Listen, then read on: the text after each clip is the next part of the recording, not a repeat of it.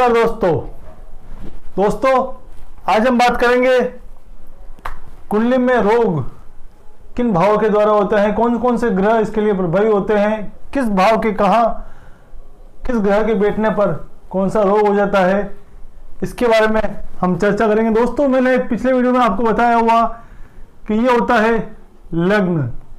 इससे हम आदमी के चेहरे के बारे में, उसका जो शरीर है वो कैसा होगा, मस्तिष्क के बारे में इससे हम जान सकते हैं।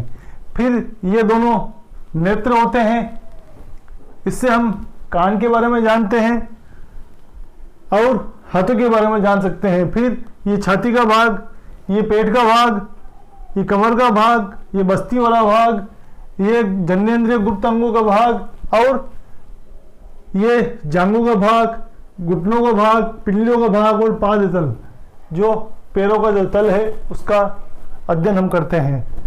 ये हम पिछले वीडियो में भी बता चुके हैं। आज हमने वापिस इसको दोहरा लिया है। अब हम बात करते हैं रोगों के बारे में कि कौन सा रोग किस भाव के कारण होता है। दोस्तों रोगों के लिए विशेष रूप से शनि, मंगल, राहु, ये ग्रह विशेष रूप से प्रभावी माने जाते हैं। इन ग्रहों के अलावा भी दूसरे जो ग्रह हैं वो भी रोग देते हैं अगर वो किसी पाप प्रभाव में आ जाते हैं। तो पापी ग्रहों का संबंध बनने पर शुभ ग्रह भी रोग दे देते हैं। जैसे कि सूर्य जैसा ग्रह है, सूर्य अगर छठे भाव में बैठ जाता है तो ये ज्वर रोग दे देता है। बार बार बुखार आना, शरीर गर्म रहना, सर में बुखार चढ़ जाना, इस तरह की जो बीमारियां हैं वो छठे भाव के सूर्य के कारण, क्योंकि सूर्य अग्नि तत्व गर्म ग्रह है, तो ये बार बार छठे भाव से संबंध होने पर या फिर लग्न से संबंध होने पर भी ये इस तरह के रोग, ताप ज्वर के रोग, बार बार बुखार आना, इस तरह के रोग सूर्य के कारण हो जाता है। अब हम बात करते हैं अगर सूर्य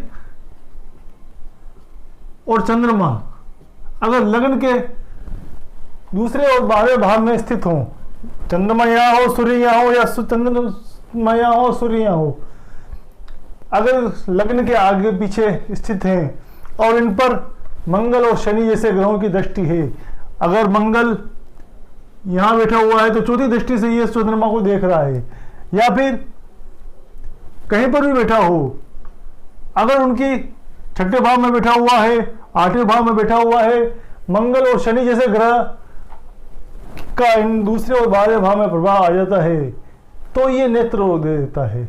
आंखों से संबंधित बीमारी, आंखों का जल्दी चश्मा चढ़ जाना, इस तरह की बीमारी कई बार बच्चों में देखा गया है कि उनका बचपन में ही 12 नंबर के चश्मे लग जाते हैं। तो उसका मुख्य कारण दूसरा और 12वें भाव पर सूर्य चंद्रमा का प्रभाव होना और सूर्य चंद्रमा पर मंगल शनि जैसे ग्रहों का दृष्टि संबंध होना, या फिर साथ बैठ जाना। शनि मंगल अगर यहाँ बैठ जाते हैं तो भी कई बार इस तरह के रोग दे देते हैं।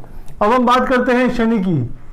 शनि यहाँ पर बैठ जाता है अगर, या फिर शनि यहाँ बैठ जाता है तो ये तीसरी दृष्टि से वाणी के भाव को देख लेता है। शनि अगर यहाँ बैठा हुआ है अष्टम भाव में तो भी वो सप्तम दृष्टि से वाणी के भाव को देख लेता है, या फिर शनि यहाँ पर बैठा हुआ है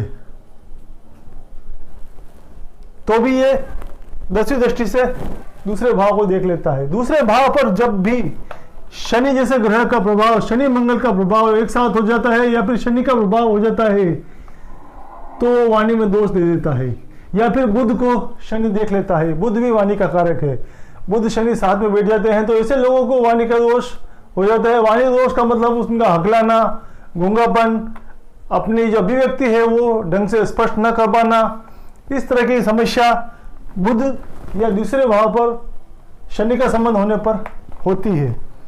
फिर हम बात करें अगर शुक्र यहाँ बैठ जाता है तो ये गुप्त रोग दे देगा। जननेंद्रिय संबंधिया जो समस्या है, कई बार नपुंसकता की स्थिति तक ले आता है। अष्टम भाव में अगर सूर्य बैठा हुए उसके साथ में अगर अष्टम भाव में अगर शुक्र बैठा हुआ है, उसके साथ अगर राहु,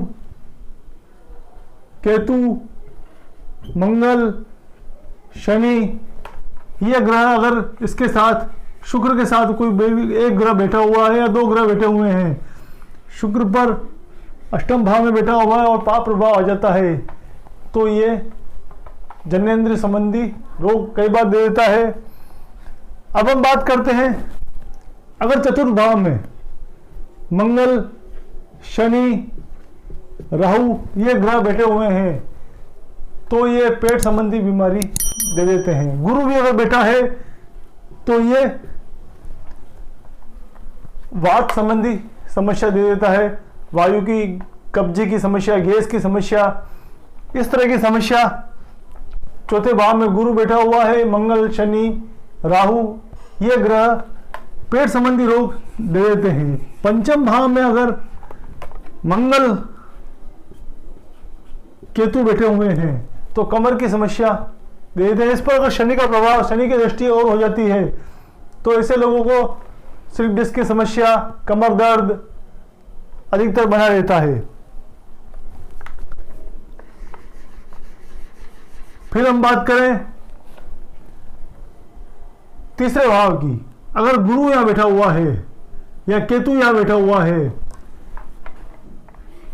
शनि यहां बैठा हुआ है, तो कान की समस्या आती है। चंद्रमा बैठता है तो कई बार कानों में से पानी गिरना, पीप निकलना, इस तरह की समस्या चंद्रमा के यहाँ पर बैठने और उस पर पाप प्रभाव होने पर आती है।